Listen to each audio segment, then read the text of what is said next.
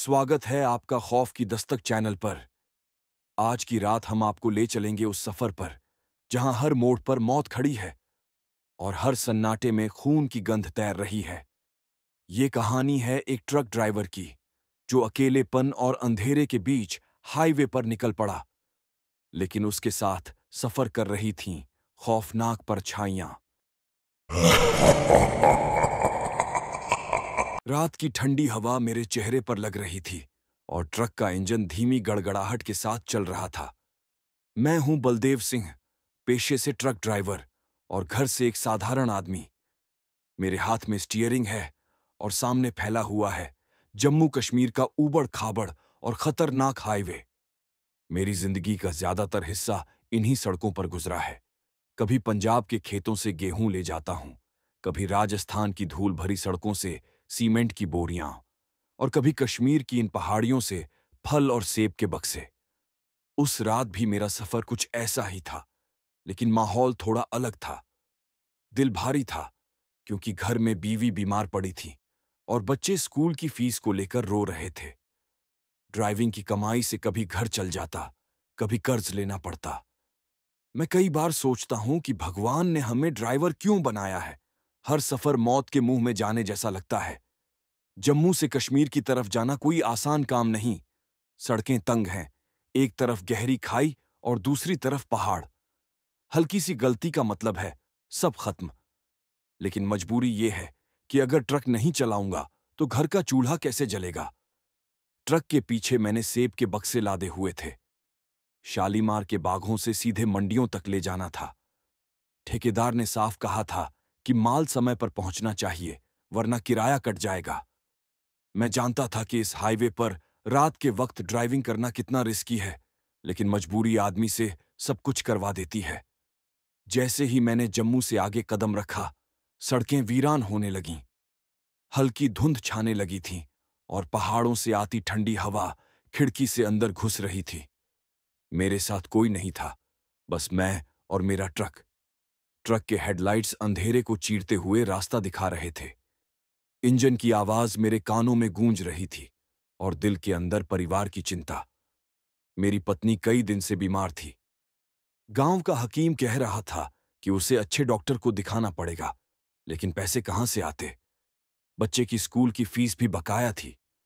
मैं चाहता था कि यह सफर जल्दी से पूरा हो जाए और पैसे लेकर मैं घर पहुंच जाऊं। लेकिन उस रात जो हुआ, उसने मेरी जिंदगी की पूरी सोच बदल दी। सड़क पर जैसे जैसे ट्रक आगे बढ़ रहा था, वीरानी बढ़ती जा रही थी। कुछ जगह पर सेना की गाड़ियां दिख जातीं। चेक पोस्ट पर जवान तैनात थे। उनकी आंखों में सतर्कता थी, क्योंकि यह इलाका संवेदनशील है। कभी आतंकी हमले का डर, कभी पहाड़ी रास्तों पर भूस्खलन का खतरा। हर पल जान पर खेलकर ही यहां गाड़ी चलानी पड़ती है। करीब रात के 11 बजे मैं बनिहाल के पास पहुंचा। यहां सुरंग है, जवाहर टनल। कहते हैं कि यह सुरंग कभी सर्दियों में बर्फ से ढक जाती थी और अब भी इसमें से गुजरना आसान नहीं। मैं टनल में घुसा तो अंधेरा और भी गहरा हो गया। हेडलाइट्स की रोशनी दीवारों से टकराकर अजीब सी गूंज पैदा कर रही थी। मैं सोच रहा था, बस ये सुरंग कट जाए, फिर आगे सड़क थोड़ी चौड़ी मिल जाएगी। टनल से निकलते ही हवा और ठंडी हो गई। ऊपर आसमान में चांद ढका हुआ था, बादल घेर आए थे। दूर कहीं बिजली चमक रही थी। मुझे लग रहा था जैसे तूफान आने वाला है। मैं प्रार्थना कर रहा था कि मौसम खराब न हो, वरना पहाड़ों पर गाड़ी संभालना नामुमकिन हो जाता। जैसे ही मैं आगे बढ़ा, अचानक सड़क पर एक परछाई सी दिखी। मैंने सोचा कोई पैदल यात्री होगा, लेकिन जब हेडलाइट पास पहुंची तो वह परछाई गायब हो गई। मेरा दिल धक से रह गया। कई बार ड्राइवर ऐसी बातें बताते हैं कि इस हाईवे पर रात में अजीब अजीब चीजें दिखती हैं। मैंने मन ही मन गुरु नानक का नाम लिया और गाड़ी चलाता रहा। लेकिन अजीब घटनाएं यहीं खत्म नहीं हुईं। कुछ किलोमीटर आगे बढ़ा ही था कि ट्रक का इंजन अजीब आवाज करने लगा, जैसे किसी ने पीछे से खींचा हो। मैंने ट्रक रोक दिया और नीचे उतर कर देखा। सब ठीक था। टायर, इंजन, डीजल, सब सही था। फिर ये आवाज क्यों आ रही थी? मैं फिर से ट्रक में बैठा और इंजन स्टार्ट किया। गाड़ी चल पड़ी, लेकिन दिल में डर समा गया था। सड़क पर सन्नाटा था, हवा तेज चल रही थी और दूर से कुत्तों के भौंकने की आवाज सुनाई दे रही थी। मैंने रेडियो ऑन करने की कोशिश की, लेकिन उसमें भी सिर्फ खर्र खर्र की आवाज आई। इतना सब होने के बाद मैं घबराया जरूर, लेकिन मैंने खुद को संभाला। मैंने सोचा कि शायद थकान की वजह से मुझे भ्रम हो रहा है। लंबी ड्राइविंग में ऐसा कई बार होता है। लेकिन जब ट्रक की खिड़की पर अचानक किसी ने दस्तक दी तो मेरा खून जम गया। मैंने हेडलाइट्स ऑन रखी थीं। बाहर साफ दिख रहा था, सड़क पर कोई नहीं था। फिर खिड़की पर दस्तक किसने दी? मैंने दिल कड़ा किया और शीशा नीचे किया, बाहर झांका, लेकिन वहां कुछ भी नहीं था। बस ठंडी हवा का झोंका अंदर आया और मेरी रीढ़ की हड्डी तक सिहरन दौड़ गई। मैं जल्दी से शीशा बंद करके स्टीयरिंग कसकर पकड़ लिया।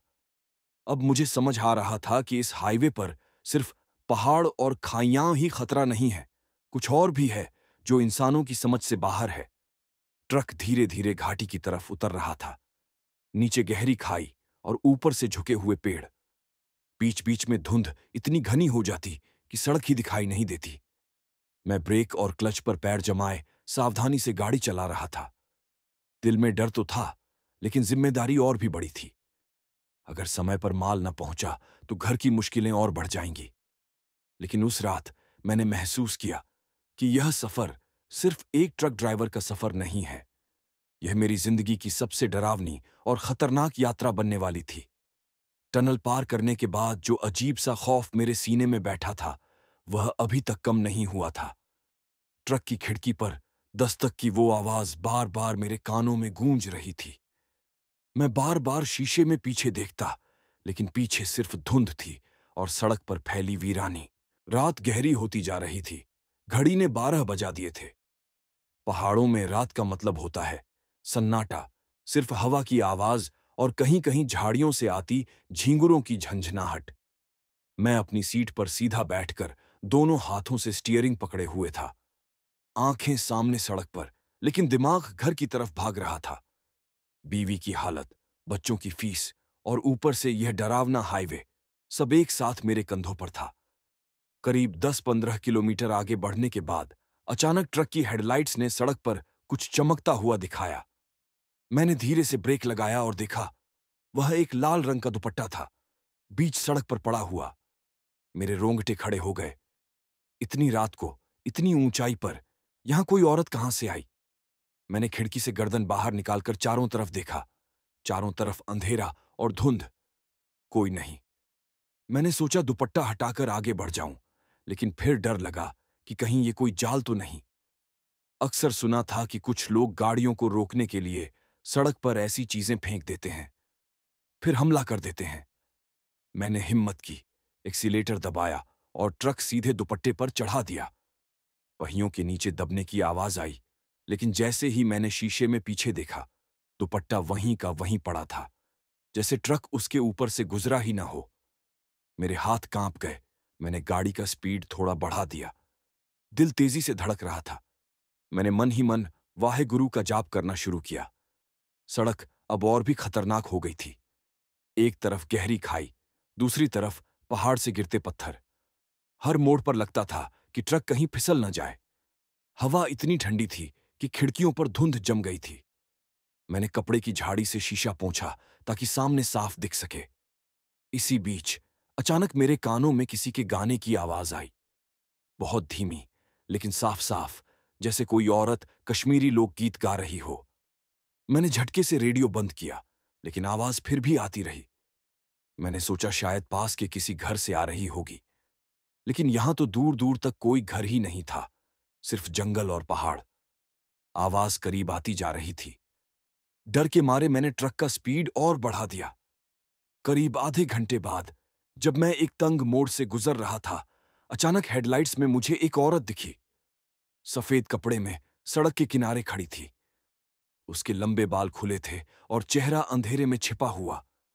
मेरा दिल जोर से धड़का। मैंने ब्रेक मारने की कोशिश की, लेकिन तब तक ट्रक उसके पास पहुंच चुका था। हेडलाइट्स ने उसका चेहरा रोशन किया और मेरी चीख निकल गई।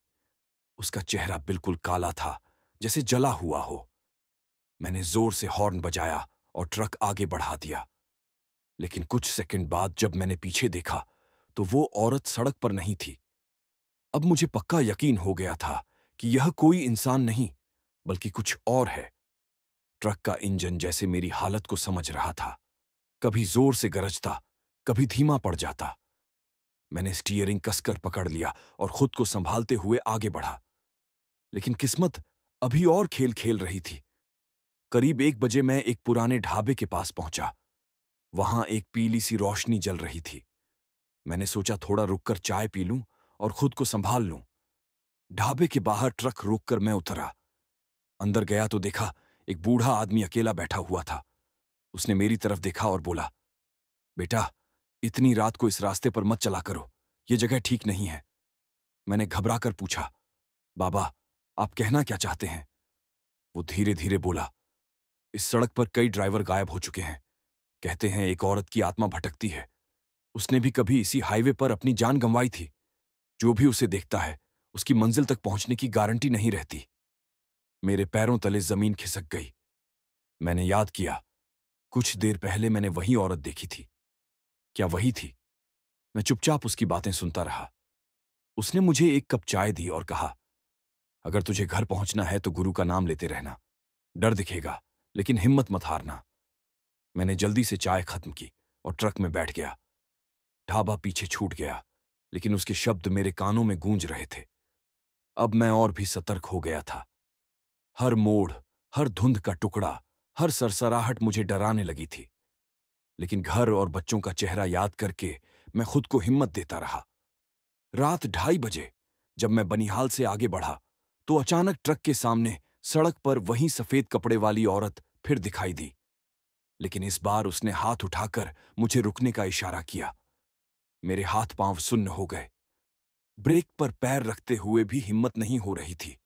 लेकिन ट्रक अपने आप रुक गया और फिर जो हुआ उसने मेरी रूह तक हिला दी। ट्रक अचानक रुक गया था। मेरे हाथ स्टीयरिंग पर जमे हुए थे, जैसे उनमें जान ही न बची हो। हेडलाइट्स की पीली रोशनी में सड़क के बीचों बीच वह औरत खड़ी थी। सफेद कपड़े उसके चारों तरफ हवा में लहरा रहे थे। उसका चेहरा इस बार भी साफ नहीं दिख रहा था, लेकिन उसके हाथ हवा में उठे हुए थे, जैसे मुझे रोक रही हो। मेरे दिल की धड़कनें इतनी तेज थीं कि मुझे लग रहा था ट्रक के इंजन से भी ज्यादा आवाज कर रही हैं। मैंने धीरे से खुद को संभालते हुए खिड़की से बाहर झांका। मैंने सोचा शायद यह मेरा वहम हो, लेकिन नहीं, वह औरत वहीं थी, सड़क पर बिल्कुल स्थिर खड़ी। मैंने हिम्मत करके ट्रक का हॉर्न बजाया। आवाज गूंजी, लेकिन वह औरत हिली तक नहीं। उसकी आंखें, या शायद वो गहरे साए जैसे, सीधे मेरी तरफ टिकी हुई थीं। मेरे हाथ कांप रहे थे, लेकिन मैंने पैर एक्सीलेटर पर रखा और गाड़ी बढ़ाने की कोशिश की। जैसे ही ट्रक उसके पास पहुंचा, अचानक उसने दोनों हाथ उठाए और ट्रक के बोनट पर मार दिए। एक जोरदार झटका लगा, ट्रक हिला और मेरे मुंह से चीख निकल गई। मैंने झट से ब्रेक दबा दिया। जब हिम्मत करके बाहर देखा तो वहां कुछ भी नहीं था। मैंने माथे पर हाथ फेरा। पसीना बह रहा था। सर्द रात में भी मेरी कमीज पूरी भीग चुकी थी। कुछ सेकंड बाद ट्रक अपने आप बंद हो गया। मैंने बार बार स्टार्ट करने की कोशिश की, लेकिन इंजन जवाब दे गया। अंधेरे में सिर्फ मेरी सांसों और धड़कनों की आवाज थी। तभी अचानक ट्रक के पीछे से किसी के छलकर आने की आहट हुई। मैं जम गया। मैंने रियर व्यू मिरर में देखा। धुंध में एक आकृति नजर आ रही थी, धीरे धीरे करीब आती हुई। वो वहीं थी, सफेद कपड़ों में। मेरे हाथ कांपते हुए इग्निशन घुमा रहे थे। इंजन आखिरकार गरजा और चालू हो गया। मैंने बिना सोचे समझे एक्सीलेटर पूरी ताकत से दबा दिया। ट्रक धड़धड़ाते हुए आगे भागा। लेकिन इससे पहले कि मैं राहत की सांस लेता, अचानक धुंध इतनी गहरी हो गई कि सड़क बिल्कुल गायब हो गई। हेडलाइट्स भी धुंध को चीर नहीं पा रही थीं। मुझे समझ नहीं आ रहा था कि ट्रक किस तरफ जा रहा है। मैंने धीरे से स्पीड कम की और ब्रेक पर पैर रखा। तभी सड़क के किनारे किसी का साया हिलता हुआ दिखाई दिया। ये इंसान था। इस बार मुझे यकीन हुआ कि कोई जिंदा आदमी है। मैंने ट्रक रोका और खिड़की से बाहर झांका। एक बूढ़ा आदमी हाथ में लालटेन लिए खड़ा था। उसने इशारा किया, बेटा, गाड़ी धीरे चला, आगे खाई है। मैंने सिर हिलाया। जैसे ही ट्रक थोड़ा आगे बढ़ा, मैंने देखा सचमुच सड़क टूट चुकी थी। कुछ ही मीटर आगे गहरी खाई थी। अगर मैंने गाड़ी स्पीड में चलाई होती तो सीधा नीचे चला जाता। मैंने हैरानी से पीछे देखा। वो बूढ़ा आदमी कहाँ गया? लालटेन की रोशनी गायब हो चुकी थी। मेरे गले से आवाज नहीं निकल रही थी। क्या वह कोई इंसान था जिसने मेरी जान बचाई, या वह भी उसी दुनिया का हिस्सा था जिसका सामना मैं कर रहा था? मैंने गाड़ी धीरे धीरे मोड़कर सुरक्षित रास्ते पर चढ़ाई शुरू की, लेकिन अब दिमाग में वही सवाल गूंज रहा था। यह सब असलियत है या मेरा डर मुझे पागल कर रहा है? करीब आधे घंटे बाद मैं एक और गांव के पास पहुंचा। दूर से कुछ रोशनी दिखाई दी। मैंने राहत की सांस ली और सोचा कि यहां थोड़ा रुककर चैन ले लूं। गांव छोटा था, कुछ ही घर। एक छोटा सा ढाबा दिखा जहां 2-3 लोग बैठे थे। मैंने ट्रक बाहर खड़ा किया और अंदर गया। जैसे ही मैंने चाय का ऑर्डर दिया, वहां बैठे एक बूढ़े ने मेरी तरफ देखा और बोला, तुम ट्रक ड्राइवर हो ना? इस वक्त इस सड़क पर अकेले क्यों जा रहे हो? मैंने थके हुए अंदाज में कहा, माल लेकर जा रहा हूं, समय पर पहुंचना है। उसने गहरी सांस ली और बोला, समय से ज्यादा जिंदगी जरूरी है बेटा। इस सड़क पर रात में वो आती है, किसी को चैन से नहीं छोड़ती। मैंने चौंक कर पूछा, वो कौन? उसने मेरी आंखों में देखते हुए कहा, वही औरत जिसने इस सड़क पर अपनी जान गंवाई थी। कहते हैं एक ट्रक ने उसे कुचल दिया था और तब से वो हर ड्राइवर से बदला लेती है। मेरे हाथ से कप छूट कर गिर गया। मेरे दिमाग में वही चेहरा घूम गया, काला पड़ा, जला हुआ। मैं समझ गया कि अब यह सफर सिर्फ माल पहुंचाने का नहीं, बल्कि मेरी जिंदगी और उस आत्मा के बीच की जंग है। ढाबे वाले ने धीरे से मेरा कंधा थपथपाया और कहा, अगर बचना है तो नाम जपते रहना। डर के आगे बस हिम्मत ही काम आएगी। मैं चुपचाप वापस ट्रक में बैठा, इंजन चालू किया और सड़क पकड़ ली। अब हर मोड़, हर धुंध, हर आवाज मुझे उसी औरत की याद दिला रही थी। रात का सन्नाटा अब और भी भारी हो गया था। सड़क खाली थी, लेकिन मुझे लग रहा था कि कोई मेरे साथ साथ चल रहा है। मैंने शीशे में देखा, ट्रक की पिछली सीट पर वही सफेद परछाई बैठी थी। मेरा शरीर सुन्न हो गया। मैंने आंखें बंद कर लीं और मन ही मन गुरु का नाम लेने लगा। लेकिन जैसे ही मैंने फिर से आंखें खोलीं, वह गायब हो चुकी थी। मैंने गहरी सांस ली, लेकिन जानता था कि यह अब भी खत्म नहीं हुआ है। असली डर अब शुरू होगा। ट्रक की पिछली सीट पर जो परछाई मैंने देखी थी, वह गायब हो चुकी थी, लेकिन मेरे दिल की धड़कनें अभी भी बेकाबू थीं। मैंने स्टीयरिंग पर कसकर हाथ जमाए और ट्रक की रफ्तार थोड़ी धीमी कर दी। ऐसा लग रहा था कि धुंध और रात का सन्नाटा मुझे निगलने पर आमादा है। सड़क पर अब कोई गाड़ी नहीं थी, बस पहाड़ों से टकराती हवा की सिसकारियां और ट्रक के इंजन की गूंज। मैं बार बार शीशे में झांक रहा था। डर था कि कहीं पीछे फिर वही साया न बैठा हो। करीब आधे घंटे बाद मैं एक मोड़ पर पहुंचा। वहां सड़क बहुत संकरी थी। दाईं तरफ गहरी खाई और बाईं ओर काले घने पेड़। अचानक मुझे लगा जैसे कोई उन पेड़ों के बीच भाग रहा हो। मैंने ध्यान से देखा, सफेद कपड़े, वही आकृति। मैंने आंखें मलकर दोबारा देखा। अब वहां कुछ नहीं था, लेकिन मेरा शरीर कांपने लगा। दिमाग कह रहा था यह वहम है, लेकिन दिल मानने को तैयार नहीं था। मैंने खुद को समझाया और गाड़ी आगे बढ़ाई। तभी अचानक ट्रक का रेडियो अपने आप चालू हो गया। उसमें से अजीब सी आवाज आई, रुक जा, तू भी उसी की तरह खत्म हो जाएगा। मैंने घबराकर रेडियो बंद करने की कोशिश की, लेकिन बटन दबाने पर भी आवाज बंद नहीं हुई। उल्टा वो और जोर से गूंजने लगी, रुक जा, यह सड़क तेरी नहीं है, तू बच नहीं पाएगा। मेरे हाथ कांपने लगे। गुस्से और डर में मैंने पूरा रेडियो खींचकर तोड़ डाला। आवाज अचानक थम गई, लेकिन जैसे ही मैं चैन की सांस ले ही रहा था, ट्रक का स्टीयरिंग अपने आप घूमने लगा। मैंने पूरी ताकत लगाकर स्टीयरिंग पकड़ा, वरना ट्रक सीधा खाई में चला जाता। मेरी नसें तन गईं, माथे पर पसीना और डर दोनों टपक रहे थे। मैं चिल्लाया, कौन है तू? क्यों मेरे पीछे पड़ी है? अचानक सामने सड़क पर वही औरत खड़ी नजर आई। इस बार उसके चेहरे पर अजीब सी मुस्कान थी। चेहरा जला हुआ, आंखें लाल जैसे अंगारे। मैंने ब्रेक दबाया, लेकिन इस बार ब्रेक ने काम नहीं किया। ट्रक सीधा उसी की तरफ बढ़ रहा था। मैंने आंखें बंद कर लीं। मुझे लगा अब टक्कर होगी।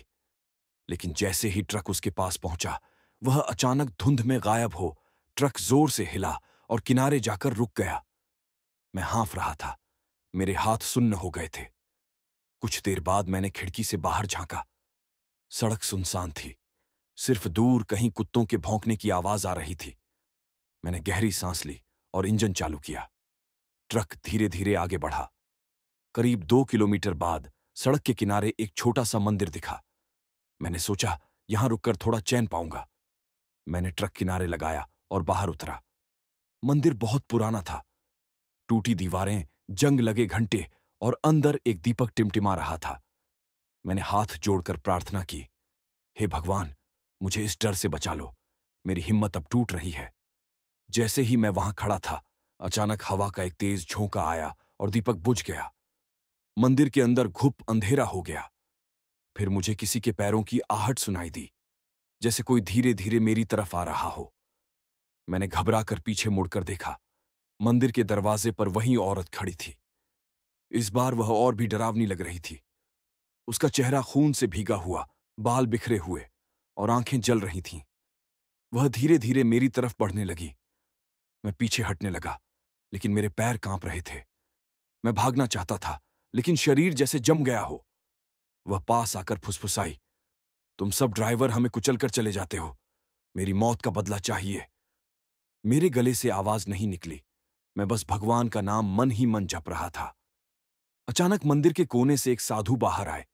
उनके हाथ में त्रिशूल था और उन्होंने जोर से मंत्र पढ़ा। औरत अचानक चीख पड़ी और धुएं में बदलकर गायब हो गई।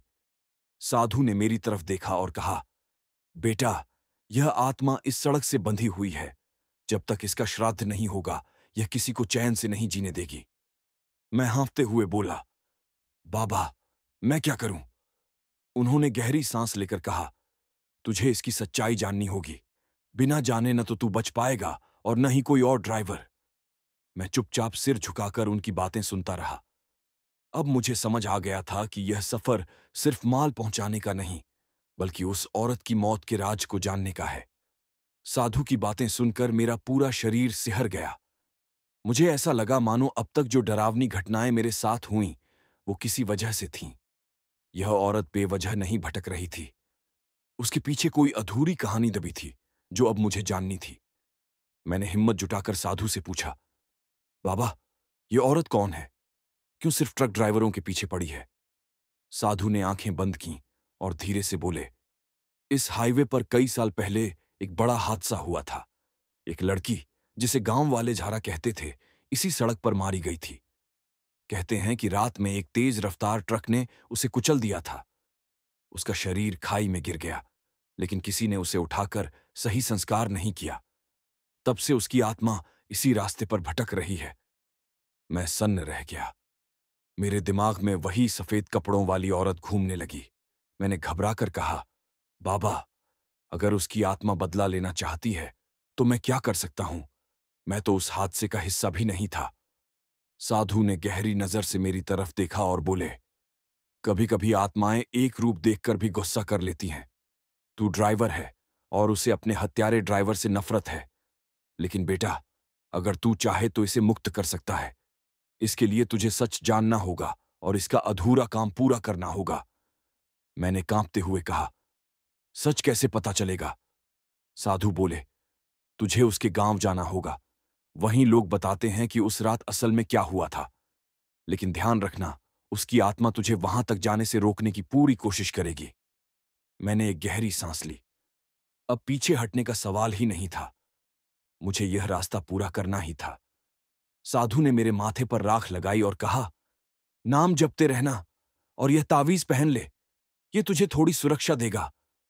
मैंने तावीज गले में पहना और ट्रक की तरफ बढ़ा। साधु वहीं मंदिर में रुक गए। ट्रक स्टार्ट किया तो अजीब सी ठंडक अंदर भर गई, जैसे कोई अदृश्य चीज मेरे साथ ही बैठी हो। लेकिन मैंने हिम्मत नहीं हारी और गाड़ी आगे बढ़ाई। रात के 2:30 बज रहे थे। हाईवे अब और सुनसान था।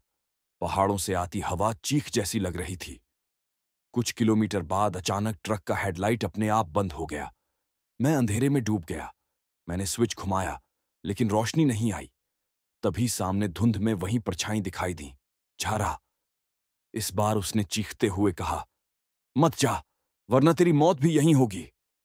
मेरे कान सुन्न हो गए, लेकिन मैंने पूरा जोर लगाकर एक्सीलरेटर दबाया। ट्रक उसके आर पार निकल गया, लेकिन तभी अचानक ट्रक के अंदर अजीब आवाजें गूंजने लगीं, जैसे कोई रो रहा हो, जैसे किसी के पैर की पायल बज रही हो।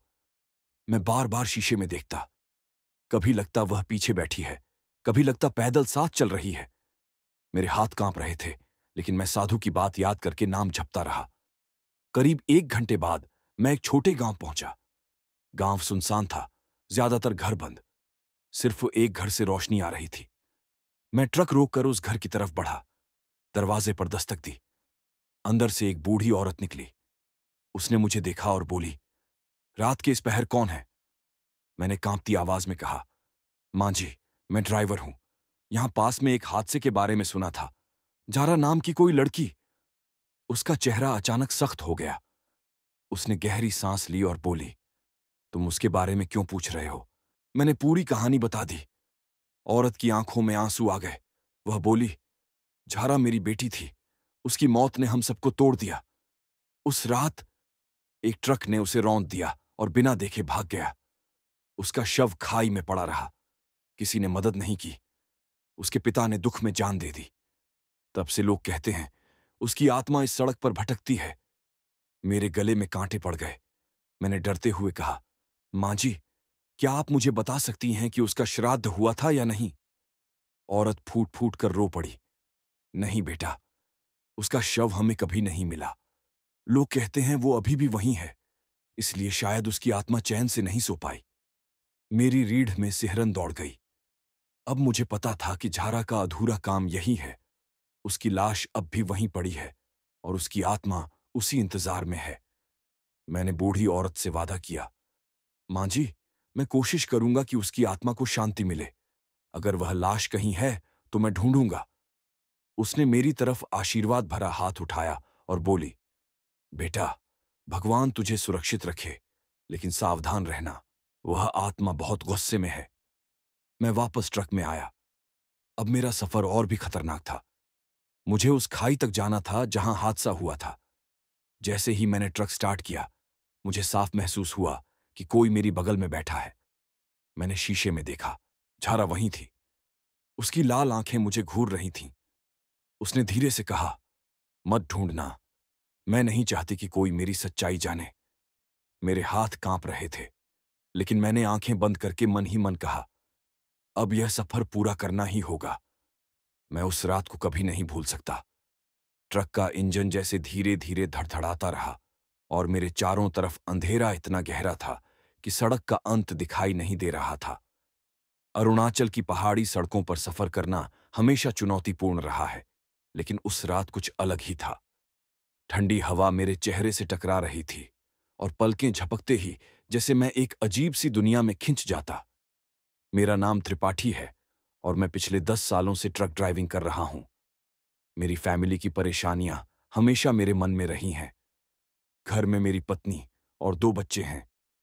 पत्नी अक्सर मुझसे शिकायत करती है कि मैं घर पर कम समय देता हूं और बच्चे भी मेरी गैर मौजूदगी में उदास रहते हैं। मैं जानता हूं कि मैं परिवार के लिए कमाई करने बाहर हूं, लेकिन उस रात मुझे ऐसा लगा कि सिर्फ पैसे से सब कुछ ठीक नहीं होगा।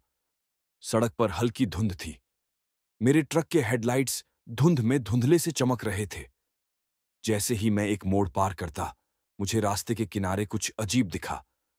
पहले मुझे लगा कि कोई जानवर होगा, लेकिन जैसे ही मैं करीब गया, मेरे ट्रक के दाईं तरफ से एक सफेद परिधान में व्यक्ति उभर आया। उसकी आंखें अजीब तरह की चमक रही थीं और चेहरे पर किसी प्रकार का डरावना भाव था। कौन है वहां? मैंने ट्रक की हॉर्न दबाई, पर कोई जवाब नहीं आया। जैसे ही मैंने ट्रक को धीमा किया, वह अचानक गायब हो गया। मेरा दिल जोर जोर से धड़कने लगा। मुझे पता था कि यह कोई आम इंसान नहीं था, कुछ असामान्य था। मैंने रेडियो चालू किया, उम्मीद की कि कोई आवाज मेरे पास आएगी, पर रेडियो से सिर्फ शोर ही सुनाई दे रहा था। फिर अचानक ट्रक का इंजन अजीब आवाजें करने लगा। मैं ट्रक को रोककर बाहर निकला। हवा ठंडी थी और चारों तरफ अंधेरा घना। मैंने देखा कि ट्रक के पीछे कुछ निशान पड़े हुए थे, जैसे कोई लंबे समय तक उसके पास खड़ा रहा हो। मेरे पैरों के नीचे कंकड़ की आवाजें गूंज रही थीं। मैं धीरे धीरे ट्रक की ओर बढ़ा। तभी मुझे ट्रक के पिछले डिब्बे से हल्की आवाज सुनाई दी। कौन है? मैंने दोबारा पुकारा।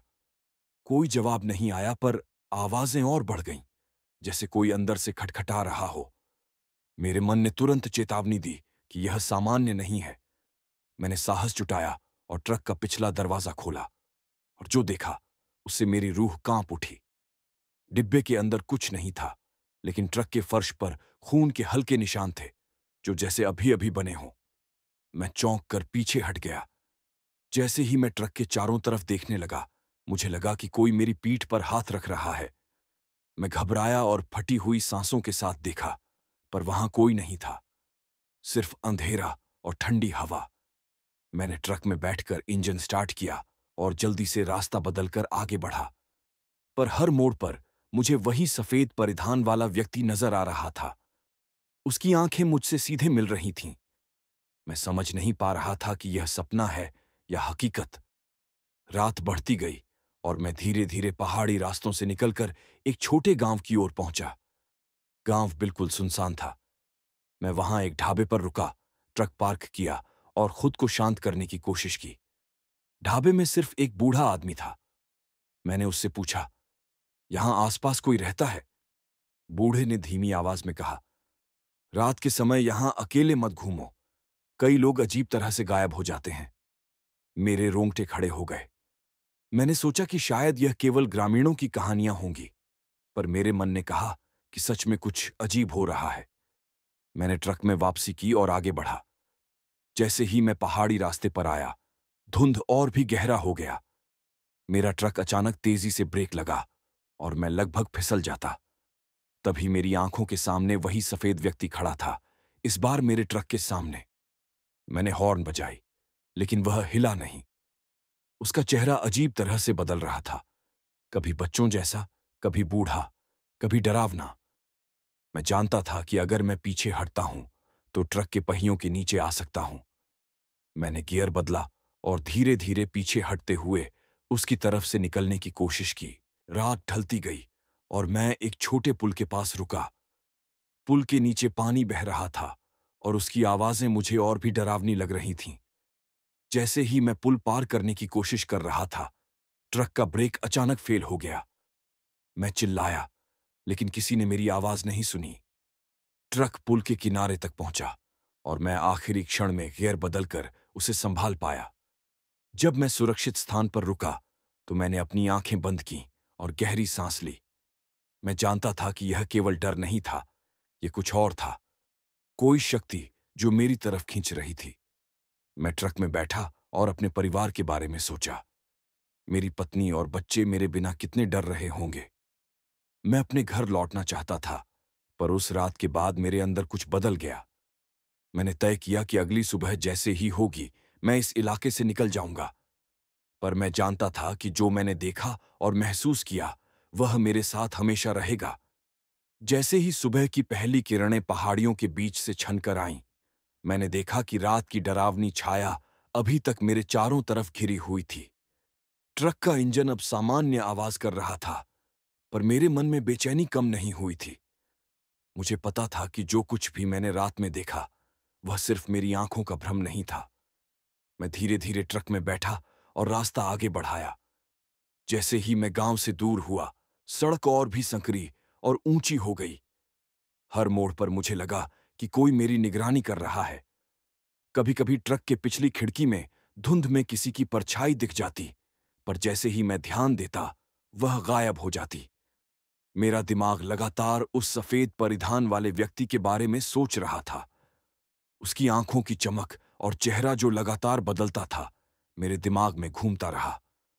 मुझे अपने परिवार की चिंता थी, पर मुझे यह डर था कि अगर मैं जल्दी घर पहुंचने की कोशिश करूंगा, तो यह शक्ति मुझे रोक देगी। सड़क के एक मोड़ पर मैं अचानक रुक गया। वहां एक पुराना मंदिर था, जो कई सालों से बंद पड़ा था। मंदिर के द्वार पर धूल और जाले लगे हुए थे।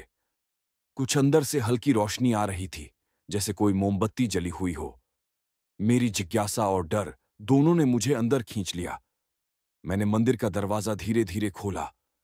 अंदर का दृश्य मेरे लिए और भी डरावना था। दीवारों पर अजीब तरह के चित्र और निशान बने हुए थे। बीच में एक छोटा फर्श था जिस पर लाल रंग के निशान बने थे। मुझे लगा कि यह वही खून के निशान हैं जो मैंने रात में ट्रक में देखे थे। जैसे ही मैं आगे बढ़ा, एक ठंडी हवा का झोंका आया। मेरे शरीर में सनसनी दौड़ गई। तभी मुझे पीछे से हल्की आवाज सुनाई दी, त्रिपाठी। आवाज इतनी धीमी थी कि मैं शायद सुन भी नहीं पा रहा था, पर मेरे कानों ने उसे पकड़ लिया। मैं घबरा कर मुड़ा, पर वहां कोई नहीं था, केवल अंधेरा और मंदिर की दीवारों पर बने चित्र। मैंने सोचा कि यह मेरी कल्पना हो सकती है, पर मेरे दिल ने चेतावनी दी कि यह शक्ति वास्तविक है। मैंने मंदिर के बाहर निकलने का फैसला किया और ट्रक की ओर बढ़ा। जैसे ही मैं बाहर आया, मुझे वही सफेद परिधान वाला व्यक्ति फिर दिखाई दिया। इस बार वह मेरे ट्रक के सामने खड़ा नहीं था, बल्कि ऊपर पहाड़ी की चोटी पर। उसकी आंखों में आग जैसी चमक थी। मैंने धीरे धीरे ट्रक स्टार्ट किया और उसकी तरफ न देखते हुए आगे बढ़ा, पर वह व्यक्ति हर मोड़ पर मेरी नजरों के सामने आ जाता। मेरी सांसें तेज हो गईं, पसीना छलक रहा था, मेरे हाथ कांप रहे थे, पर मैंने ट्रक को संभाले रखा। जैसे ही मैं एक घाटी के पास पहुंचा, ट्रक के टायर फिसलने लगे।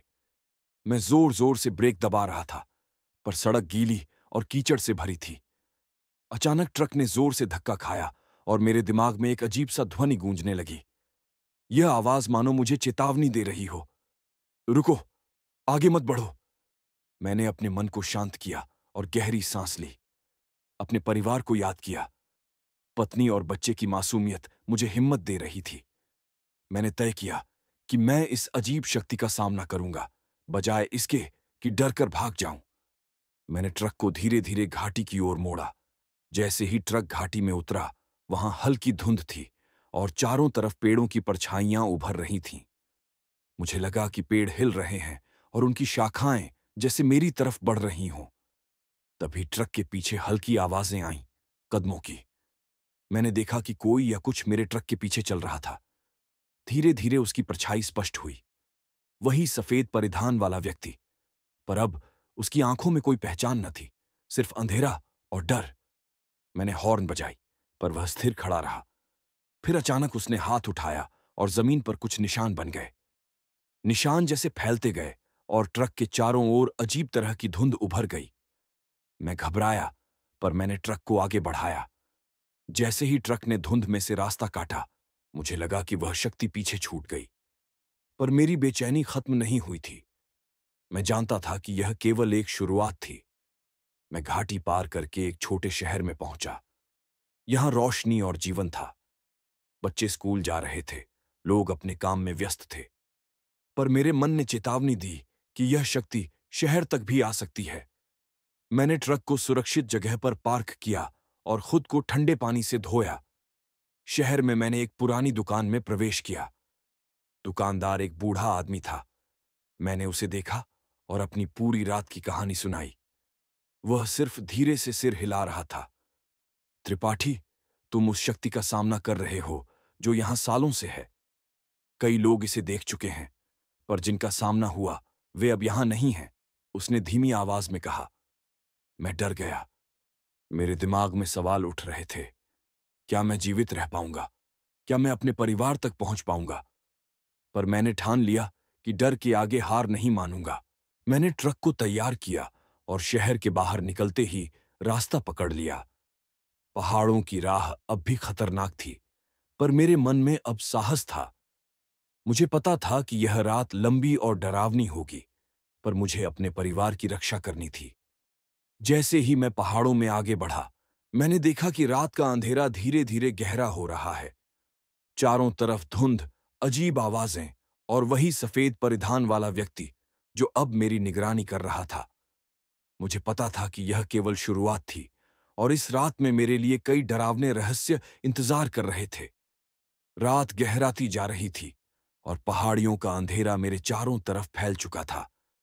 ट्रक का इंजन अब भी लगातार गूंज रहा था, लेकिन उस रात की ठंडी हवा और अजीब खामोशी ने मेरे दिल को जमाकर रख दिया था। मैंने सोचा था कि अगर मैं जल्दी शहर से बाहर निकल लूंगा, तो यह डरावना अनुभव खत्म हो जाएगा।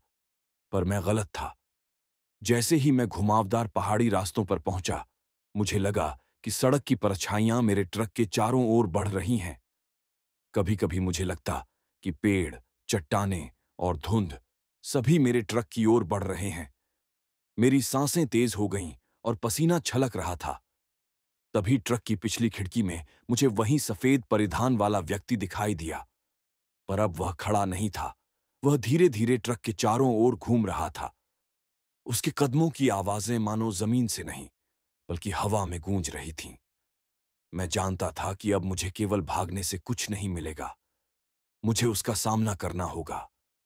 मैंने ट्रक को धीमा किया और धीरे धीरे ट्रक के सामने आने वाली शक्ति को देखा। उसकी आंखों में कोई मानवीय भाव नहीं था, सिर्फ अंधेरा और भय।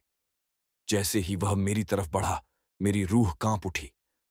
ट्रक का इंजन अचानक अजीब आवाजें करने लगा और चारों तरफ हल्की धुंध फैल गई। मैंने गियर बदलते हुए ट्रक को नियंत्रित किया। दिल की धड़कन इतनी तेज थी कि मुझे लगा कि यह किसी भी क्षण मेरे कानों में टूट जाएगी। मैंने खुद से कहा, त्रिपाठी, डर मत, इसे सामना कर, भागना समाधान नहीं है। जैसे ही मैं पहाड़ी रास्ते पर आगे बढ़ा, मुझे सड़क के किनारे कुछ अजीब दिखा। छोटे छोटे निशान जो खून के थे, जैसे किसी ने अभी अभी बनाए हों।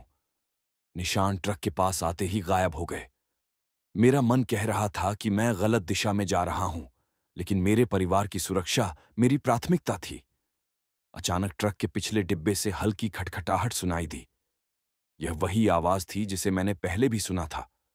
जैसे ही मैंने दरवाजा खोला, वहां कुछ नहीं था, पर ठंडी हवा के साथ अजीब गंध फैल रही थी।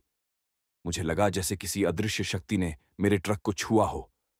मैंने खुद को संभाला और आगे बढ़ा, पर हर मोड़ पर मुझे वही परछाई दिख रही थी, सफेद परिधान वाला व्यक्ति।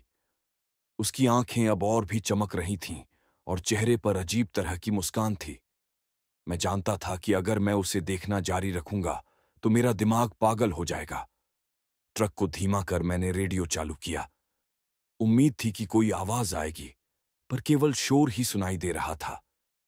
जैसे ही मैं रेडियो की आवाज से ध्यान हटाता, मुझे पीछे से हल्की हंसी सुनाई दी। यह हंसी इतनी अजीब और डरावनी थी कि मेरे रोंगटे खड़े हो गए। मैंने खुद से कहा कि यह केवल भ्रम है, पर मेरे अंदर की चेतना कह रही थी कि यह शक्ति वास्तविक है। मैं जानता था कि यह केवल पीछा नहीं कर रही, बल्कि मुझे अपने जाल में फंसाने की कोशिश कर रही थी।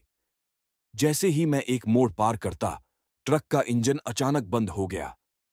चारों तरफ अंधेरा और वही शक्ति मेरे सामने। मैं चिल्लाया, पर कोई जवाब नहीं आया। मेरे हाथ कांप रहे थे, पसीना छलक रहा था। मैंने ट्रक को पुश करके स्टार्ट किया, लेकिन यह मुश्किल हो रहा था। तभी मुझे ट्रक के बाहर कुछ हल्की परछाई दिखाई दी। यह किसी इंसान जैसी नहीं थी, बल्कि अजीब तरह की धुंध जैसी।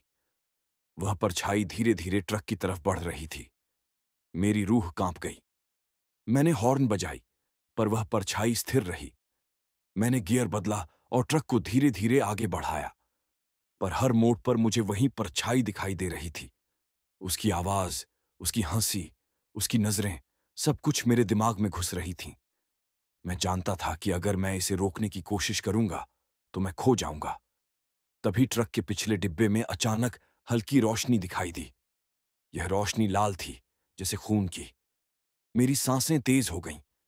मैंने दरवाजा खोला, कुछ भी नहीं था, पर जमीन पर वही खून के निशान अब और स्पष्ट हो गए थे। यह महसूस करके मेरे शरीर में ठंडक दौड़ गई। मैंने ट्रक को संभाला और आगे बढ़ा। पहाड़ी रास्ते अब और भी खतरनाक हो गए थे। हर मोड़ पर मुझे डरावनी आवाजें सुनाई देती, कभी टकराने की, कभी चिल्लाने की। पर मैंने खुद को नियंत्रित किया। रात के इस समय मेरे मन में केवल एक विचार था, परिवार को सुरक्षित पहुंचाना। डर के बावजूद मैं ट्रक को संभाले हुए आगे बढ़ता रहा। मुझे पता था कि यह रात लंबी होगी और इस शक्ति के रहस्य अभी खुलने बाकी थे। जैसे ही मैं अगले मोड़ पर पहुंचा, मुझे लगा कि कोई शक्ति मेरे ट्रक के पास है और यह केवल मेरे डर को खा रही है। पर मैंने फैसला किया, मैं भाग नहीं सकता, मैं सामना करूंगा। रात अब अपने चरम पर थी। पहाड़ियों की खामोशी मेरे कानों में लगातार गूंज रही थी। ट्रक का इंजन अभी भी गूंज रहा था, पर अब वह आवाज मुझे डरावनी नहीं लग रही थी, बल्कि चेतावनी दे रही थी। मैं जानता था कि अब कोई पीछे नहीं हट सकता। यह रात मेरे लिए निर्णायक होने वाली थी। जैसे ही मैं एक संकरी घाटी में घुसा, मैंने देखा कि सड़क पर धुंध और भी गहरी हो गई थी। चारों तरफ पेड़ों की शाखाएं जैसे मेरी ओर बढ़ रही थीं। मेरा दिल जोर जोर से धड़क रहा था, पर मैंने ट्रक को स्थिर रखा और गहरी सांस ली। मेरे दिमाग में केवल एक ही विचार था, फैमिली। पत्नी और बच्चों की मासूमियत ने मुझे साहस दिया। तभी ट्रक की पिछली खिड़की में वही सफेद परिधान वाला व्यक्ति उभर आया, पर अब वह धीरे धीरे ट्रक के चारों ओर घूमने लगा। उसकी आंखें लाल चमक रही थीं और चेहरा बदलते हुए डरावना होता जा रहा था। मैं जानता था कि यह केवल किसी जीवित इंसान का काम नहीं था। यह शक्ति किसी दूसरी दुनिया से लग रही थी। मैंने गियर बदलते हुए ट्रक को आगे बढ़ाया, पर हर मोड़ पर वह परछाई मेरे ट्रक के सामने खड़ी हो जाती। जैसे ही मैं हॉर्न बजाता, वह हिलती नहीं। उसकी हंसी अब और भी डरावनी हो गई थी, धीमी, गूंजती और ठंडी। ट्रक के पिछले डिब्बे से हल्की खटखटाहट हुई। ये वही आवाज थी जिसे मैं पहले भी सुन चुका था। मैं घबराया, पर मैंने खुद को याद दिलाया कि डर से कुछ नहीं होगा। मैंने धीरे धीरे दरवाजा खोला। वहां कुछ नहीं था, पर फर्श पर खून के निशान अब और भी स्पष्ट हो गए थे। मैंने ट्रक को संभाला और आगे बढ़ा। सड़क अब और भी संकरी और खतरनाक हो गई थी। हर मोड़ पर मुझे आवाजें सुनाई देतीं, कदमों की, फुसफुसाहट की और कभी-कभी चिल्लाने की। मेरे दिमाग में डर और बेचैनी घुल मिल गए थे। तभी मैंने देखा कि सामने एक टूटा हुआ पुल है। रात की अंधेरी धुंध में पुल का अस्तित्व लगभग अदृश्य था। मैं जानता था कि अगर ट्रक फिसल गया तो मैं नीचे घाटी में जा गिरूंगा, पर पीछे मुड़कर देखने पर वही परछाई थी, सफेद परिधान वाला व्यक्ति जिसने मेरे रास्ते को घेर रखा था। मैंने गहरी सांस ली और ट्रक को धीरे धीरे पुल की ओर बढ़ाया। हर कदम पर ट्रक का ब्रेक फिसल रहा था। जैसे ही मैं पुल के बीच में पहुंचा, अचानक ट्रक के चारों तरफ लाल धुंध फैल गई। मेरी आंखों के सामने वही व्यक्ति खड़ा था और उसके हाथ हवा में उठे हुए थे। मैंने हॉर्न बजाई और गियर बदलकर ट्रक को आगे बढ़ाया, पर वह शक्ति मानो मेरे साथ खेल रही थी। हर बार जैसे ही मैं आगे बढ़ता, वह और भी पास आ जाता। मेरी रूह कांप रही थी, पर मैंने हिम्मत नहीं हारी। पुल पार करते ही मुझे लगा कि वह शक्ति पीछे छूट गई, पर मेरे दिमाग ने चेतावनी दी, यह केवल एक छल था। मैं जानता था कि असली सामना अभी बाकी है। जैसे ही मैं घाटी पार कर आगे बढ़ा, सड़क के किनारे अचानक हल्की रोशनी दिखाई दी। यह रोशनी अजीब थी, लाल और नीली, जैसे कोई अलौकिक शक्ति अपने अस्तित्व को दिखा रही हो। मैंने ट्रक रोका और चारों तरफ देखा। तभी मुझे आवाजें सुनाई दीं, बूढ़े लोगों की, बच्चों की और कभी-कभी मेरे खुद के परिवार की। यह सब मिश्रित होकर मेरे दिमाग में डर और बेचैनी बढ़ा रहे थे। मैं समझ नहीं पा रहा था कि यह वास्तव में सुनाई दे रहा है या केवल मेरी कल्पना है। मैंने खुद से कहा, त्रिपाठी, साहस रखो, डर को पीछे छोड़ और केवल सामने देख। मैंने ट्रक स्टार्ट किया और आगे बढ़ा। सड़क पर हर मोड़ पर खून के निशान, धुंध में परछाइयां और वही लाल नीली रोशनी। अब मुझे यकीन हो गया कि यह शक्ति केवल मेरे डर को महसूस कर रही थी और उसे बढ़ा रही थी। मैं जानता था कि अगर मैं पीछे हटूंगा तो यह मुझे पकड़ लेगी। मैंने ट्रक की गति बढ़ाई। जैसे ही मैं एक बड़े मोड़ पर पहुंचा, ट्रक अचानक फिसला और मुझे लगा कि मैं नियंत्रण खो दूंगा। तभी मेरे दिमाग में मेरी पत्नी और बच्चों की तस्वीर उभरी। यह सोचकर कि अगर मैं उनका सामना नहीं करूंगा तो वे कभी सुरक्षित नहीं रहेंगे, मैंने ट्रक को संभाला। जैसे ही ट्रक नियंत्रित हुआ, मुझे लगा कि शक्ति थोड़ी दूर खिंच गई, पर उसकी हंसी और आंखों की चमक अभी भी मेरे पीछे थी। मैंने अपने मन में ठान लिया, अब मैं केवल आगे बढ़ूंगा, चाहे जो भी हो। रात अब आधी से अधिक गुजर चुकी थी। पहाड़ों की खामोशी और धुंध ने पूरे इलाके को जकड़ रखा था, पर मैं जानता था कि यह रात लंबी और डरावनी होने वाली है। उस शक्ति का रहस्य अब और भी करीब से मेरे सामने आने वाला था। रात का अंधेरा अब पूरी तरह घिर चुका था। पहाड़ियों की खामोशी, हवाओं की सिसकियां और धुंध ने मेरे चारों ओर एक अजीब सा वातावरण बना रखा था। ट्रक का इंजन लगातार गूंज रहा था, पर उस आवाज में अब डर नहीं, बल्कि तनाव था। मैं जानता था कि अब रात का असली सामना आने वाला है। जैसे ही मैं घुमावदार सड़क पर आगे बढ़ा, मैंने देखा कि धुंध में कुछ हल्की परछाइयां मेरे ट्रक के चारों ओर घूम रही थीं। मैं जानता था कि वही वह शक्ति है जिसने मुझे पिछली रातों में सताया। पर अब मुझे किसी तरह का डर नहीं था, केवल गहरी बेचैनी और सच का सामना करने की इच्छा थी। अचानक ट्रक की पिछली खिड़की में वही सफेद परिधान वाला व्यक्ति प्रकट हुआ। उसकी आंखों की लाल चमक अब और भी तेज थी और चेहरा बदलते हुए डरावना रूप धारण कर रहा था। जैसे ही उसने मुझसे संपर्क किया, ट्रक का इंजन अचानक बंद हो गया। चारों तरफ अंधेरा और केवल वही शक्ति सामने खड़ी थी। मैंने गहरी सांस ली और खुद से कहा, त्रिपाठी, अब भागने का समय नहीं है, सामना कर। तभी ट्रक के चारों ओर धुंध और गहरी हो गई। लाल और नीली रोशनी ट्रक के अंदर तक फैल गई। मैं जानता था कि यह शक्ति केवल मेरे डर को महसूस कर रही है। हर बार जैसे ही मैं अपने डर को महसूस करता, यह और मजबूत हो जाती। मैंने ट्रक से बाहर निकलने का निर्णय लिया। ठंडी हवा मेरे चेहरे पर लगी और मेरे कदम फिसलते हुए भी आगे बढ़ रहे थे। जैसे ही मैं उस शक्ति के करीब गया, मुझे उसकी सिसकियों और हंसी की आवाजें सुनाई दीं। यह आवाजें मेरे दिमाग में घूम रही थीं, पर मैंने उन्हें अनदेखा किया। तभी मैंने देखा कि वह शक्ति धीरे धीरे मानव रूप धारण कर रही है। अब वह सिर्फ परछाई नहीं, बल्कि एक जीवित प्राणी की तरह मेरे सामने खड़ा था। उसकी आंखों में अब केवल अंधेरा नहीं, बल्कि गहरी समझ और शक्ति का भाव था। मैंने साहस जुटाया और उससे पूछा, तुम कौन हो? तुम क्या चाहते हो? वह कुछ पल खामोश रहा, फिर धीमी आवाज में बोला, मैं उस डर का रूप हूं जो तुम्हारे अंदर वर्षों से छिपा हुआ था। तुम इसे अनदेखा करते रहे, पर अब मैं सामने आया हूं। मुझे समझ में आया कि यह शक्ति केवल भूत या आत्मा नहीं थी। यह मेरी अपनी भावनाओं और डर का प्रतिबिंब थी, जिसे मैंने कभी स्वीकार नहीं किया। मेरी परिवार की चिंता, मेरी अकेलापन और रात की अंधेरी पहाड़ियों की डरावनी परिस्थितियां, सब ने इस शक्ति को जन्म दिया था।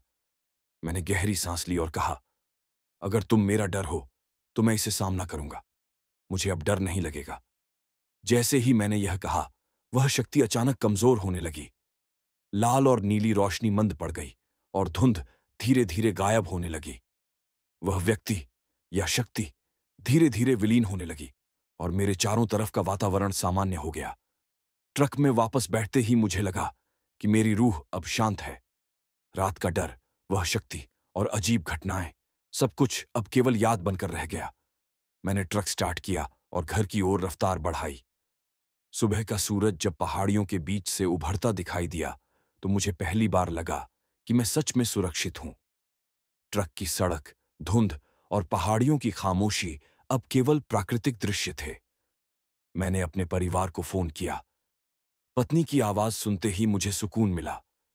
बच्चों की हंसी और मासूमियत ने मेरे मन से पूरी रात की भयावह यादें दूर कर दीं। मैं जानता था कि उस रात मैंने केवल भूत या आत्मा से सामना नहीं किया, मैंने अपने डर और अपने भीतर छिपी कमजोरियों से सामना किया, और इस अनुभव ने मुझे मजबूत बनाया। रास्ते में मैं कई बार पीछे देखता, पर कोई परछाई, कोई लाल नीली रोशनी या कोई डरावनी शक्ति अब मेरे पीछे नहीं थी। मैं जानता था कि मैं अपने डर को पहचान चुका हूं और अब वह मेरे ऊपर हावी नहीं हो सकता। घर पहुंचते ही मैंने ट्रक पार्क किया और अपने बच्चों को गले लगाया। पत्नी की आंखों में मुस्कान देखकर मुझे लगा कि इस भयावह रात के बाद भी जीवन ने मुझे आशा और हिम्मत दी थी। और उस दिन मैंने ठान लिया, भले ही दुनिया में अंधेरा और भय हो, साहस और विश्वास हमेशा रास्ता दिखाते हैं।